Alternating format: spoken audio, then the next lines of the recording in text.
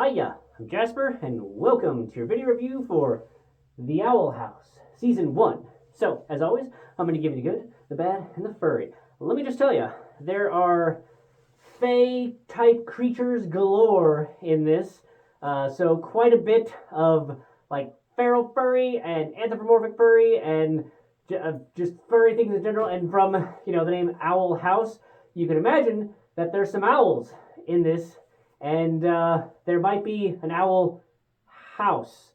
And then one of the characters has like a curse that makes him very animally. So all the furry that you could want in this show. So moving on to the good and the bad. Let's see. I'm going to start at the bad. So the bad is that I wanted more of it. The good is everything else. So this show is absolutely fantastic.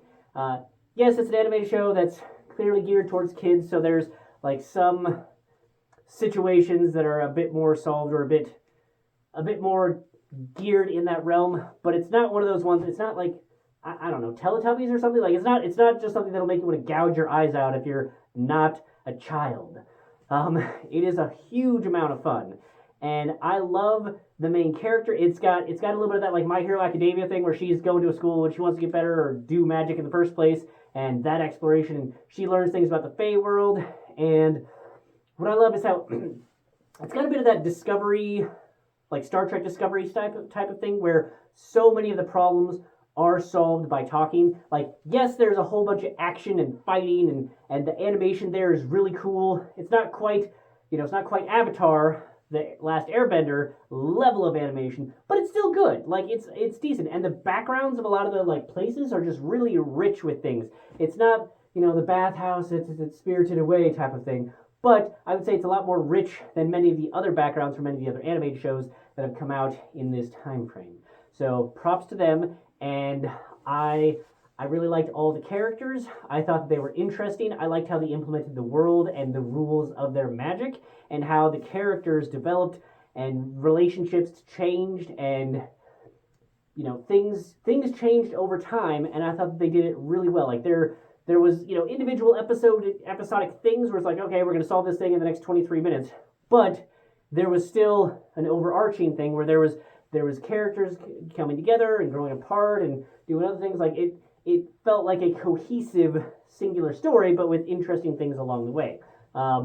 Maybe sort of like Deep Space Nine in the middle of its heyday, that sort of thing where there's that continuation, and I really liked that. I liked the characters in this. I liked the magic. I liked the animation, which is something that is really a big factor for me, because there's some types of animation like the blue guy animation with that looks a lot like the Steven Universe type of, like I don't like those structures. And then I don't like Rick and Morty's, like it's a lot of grossness, like with the bile and the so that's not my thing. So this animation style clicks with me, and I thought that it worked for the show. So if you're in the mood for a show that has fun magic and fun people and just a super duper likable main character, like I love the characters that are just positive, and how positive thinking and positivity can change one's outlook. So this is a show that makes me feel happy whenever I watch it. So if you need a show for a pick-me-up to just have some feel-good feelings at the end of every episode, basically every episode, while still caring about the characters, like this is your show. Give this one a shot. Highly recommend it. 2 thumbs up. But that's all I have for this one. Thanks for coming. Thanks for watching. Hope to see you at the next one. Bye.